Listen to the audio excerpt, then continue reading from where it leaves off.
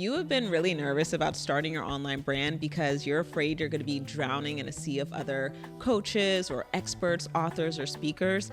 This is the perfect episode for you because today we're going to be talking about how to stand out in a saturated market by building massive trust and authority. So make sure you tune in.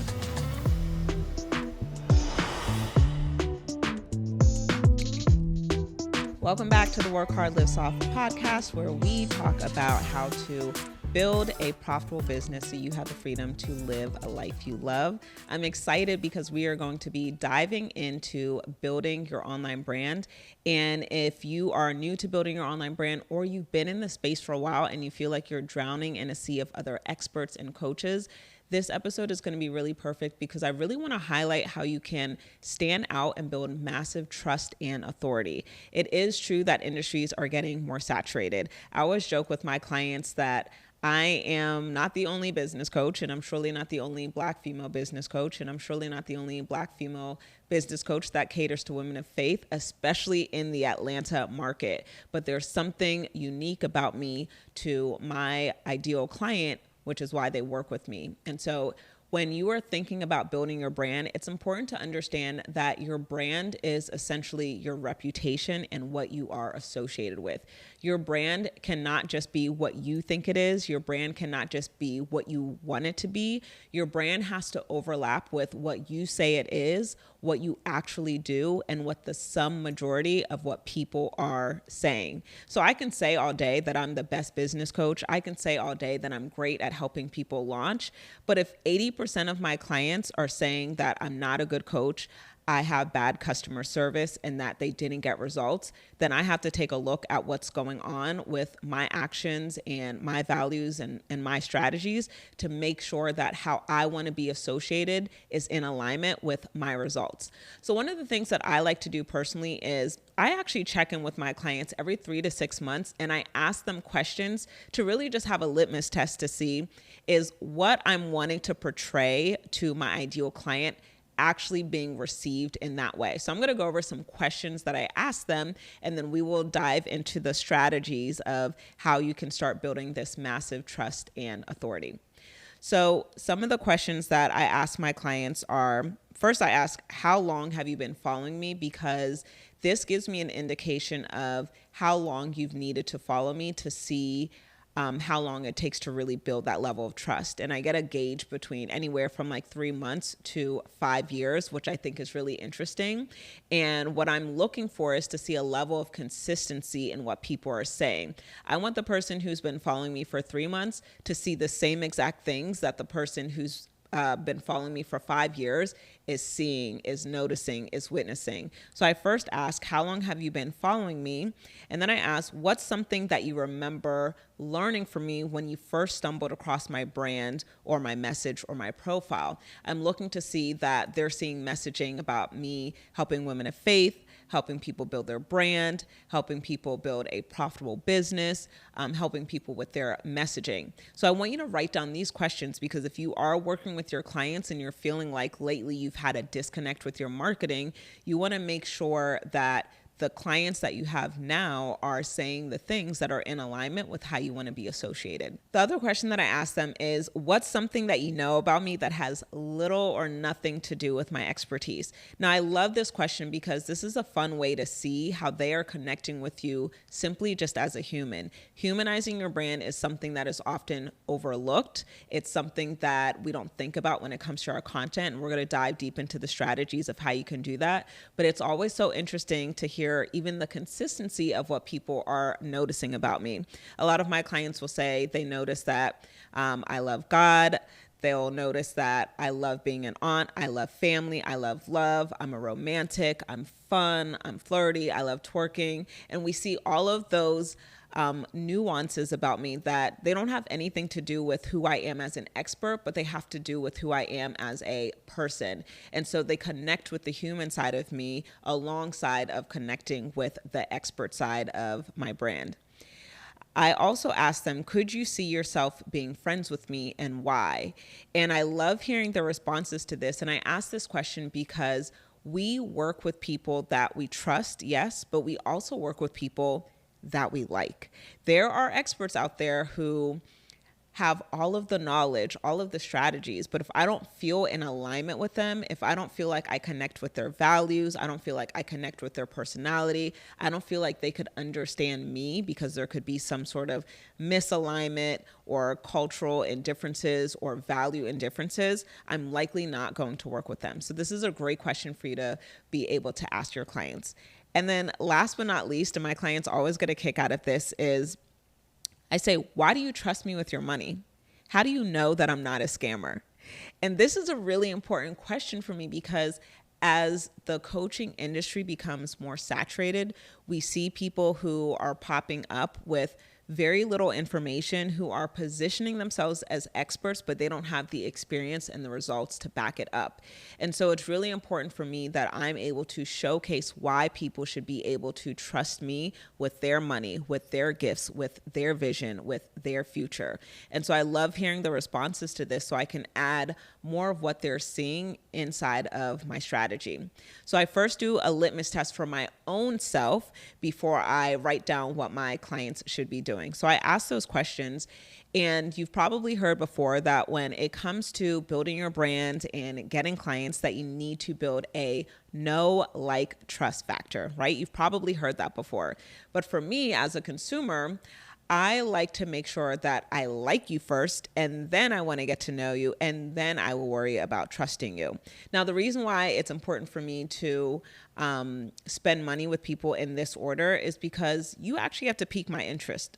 I don't really care about getting to know you unless I can first see that you're somebody that I might like, somebody that I actually might want to learn from.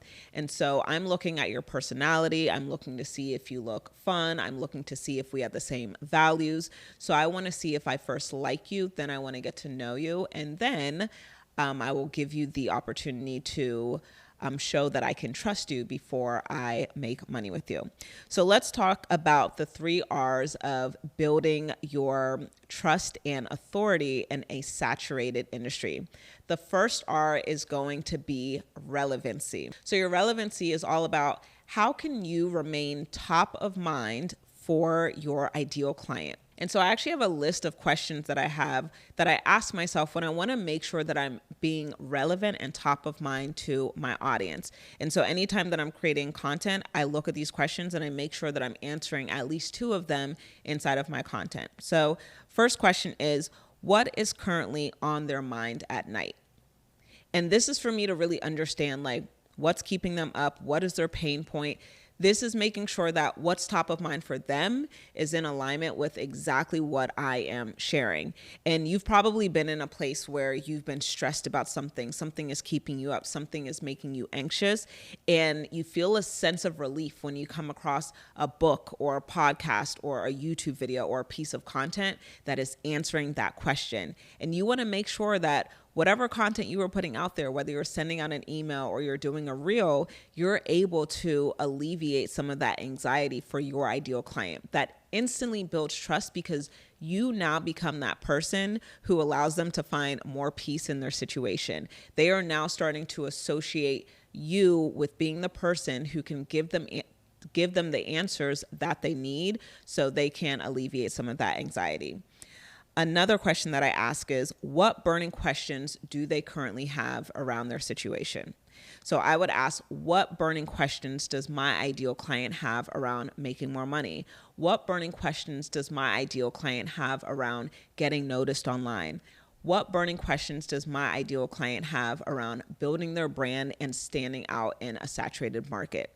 So ask yourself this question in alignment with your unique expertise in your industry. And then the other questions that I ask are, what's currently going on in my industry that I need to speak on? And again, relevancy is about making sure you are top of mind. So if there's current events that are going on and you can tie your message, your skills, and your expertise to what's already being talked about, that's a perfect opportunity to really just monopolize on what people are already thinking about and then adding your perspective. And then the last question is, have I addressed their fears and their pain points in my content consistently? I always like to do an audit of what I'm doing, right? Like the same way that I ask my clients questions, I ask myself questions and I say, if I go back and I look at my last 9 Instagram posts, or I go back and I look at the last 5 emails that I sent, or I go back and I look at the last 7 podcast episodes that I did? Am I having a conversation with them through my content that's going to speak to the things that are keeping them up at night? So this is how you stay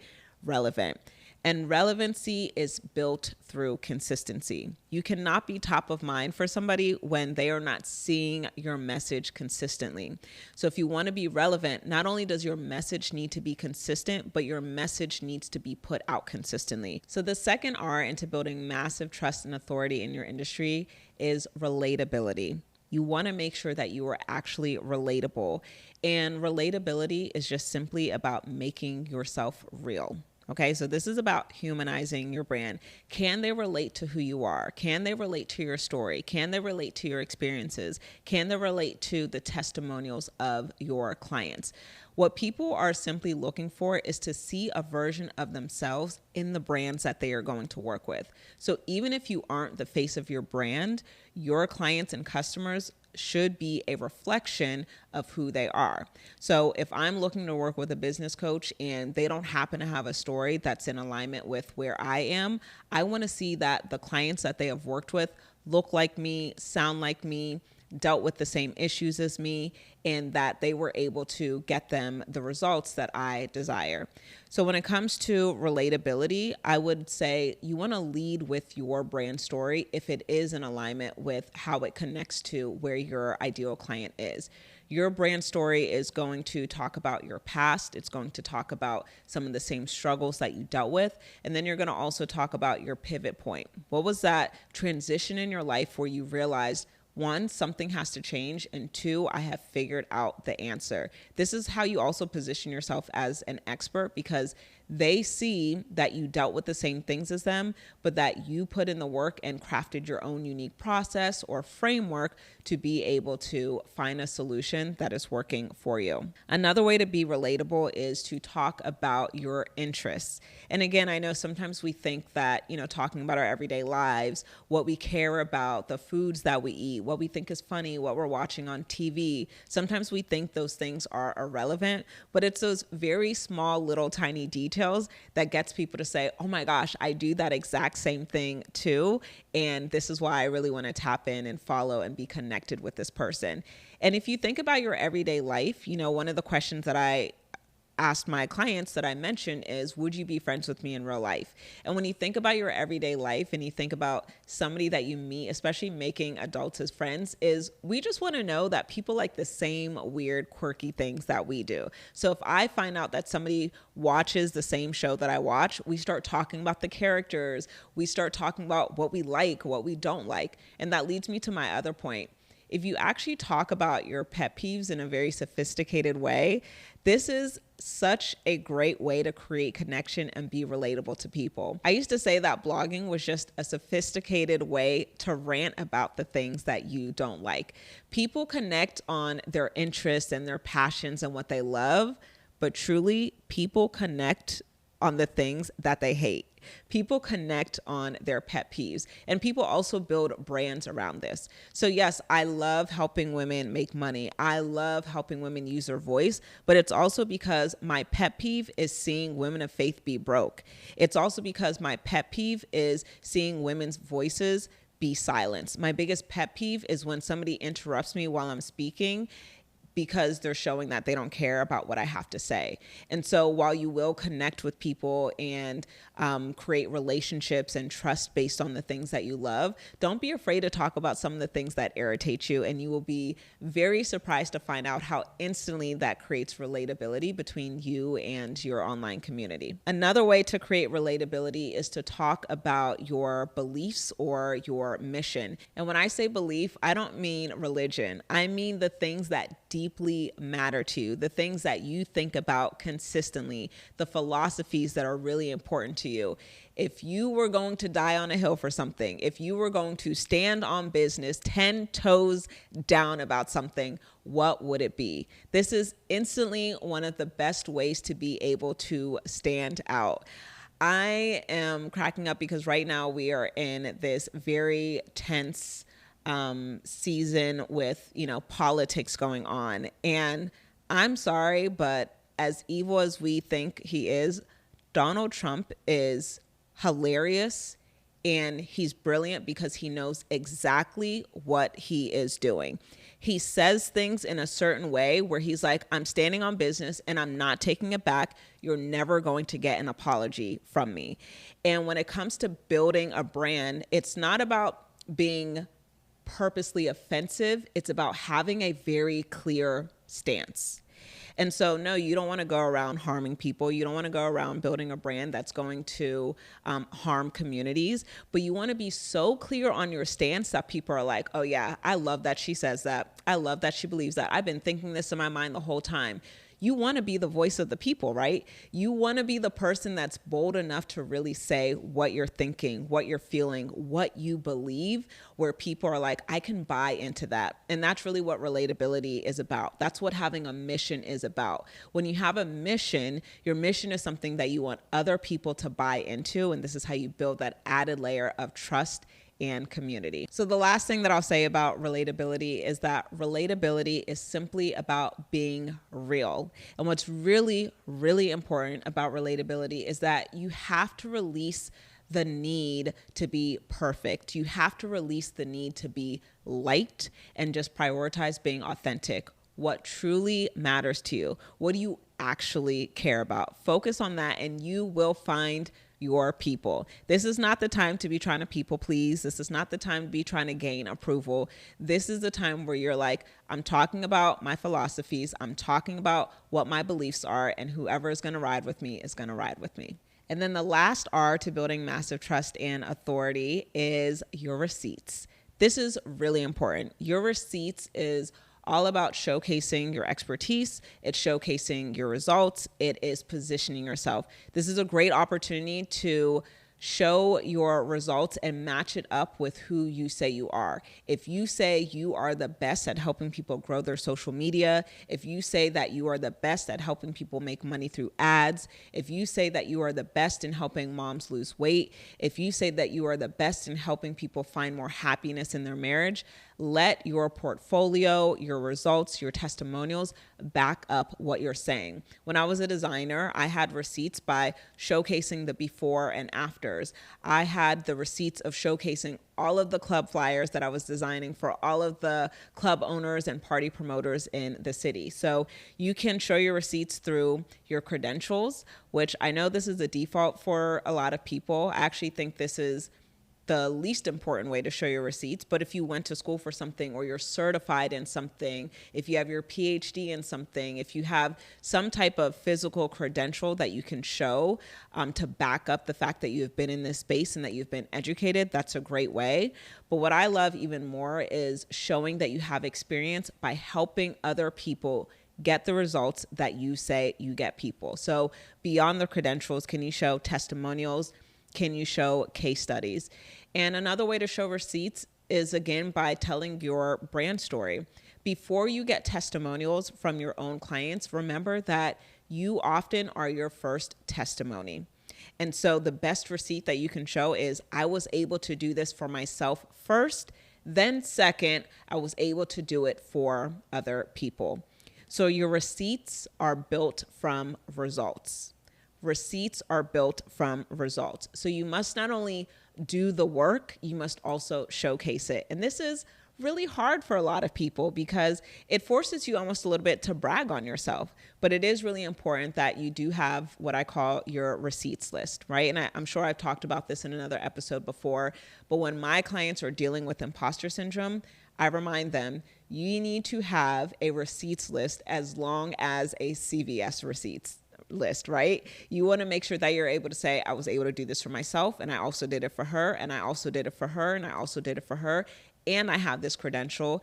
By the way, here's my portfolio. So you want to make sure that you are showcasing your results because people need to see evidence of what you are communicating. So those are the 3 R's into building massive trust and authority into a saturated market. So here's my homework for you. If you have been creating content consistently and you're feeling like I'm not getting any clients, nobody's really engaging with me, go back and see, am I relatable? Am I relevant? Am I showcasing my receipts, or am I just creating generic content that's not creating any level of trust, connection, or that trust factor that is really important for consumers to see? And if you need an added layer of support to help you build your brand, have more impact, and make more money, I actually just got done wrapping up a 3-day bootcamp called Build Your Brand Bootcamp, and you can grab the replay right now at buildyourbrandbootcamp.com. I hope that you enjoyed today's episode. Make sure you leave a comment and let me know what's the one thing that you need to focus on in your next season when it comes to building your brand. I would love to know your biggest takeaway. Until next time, keep working hard so you can live soft.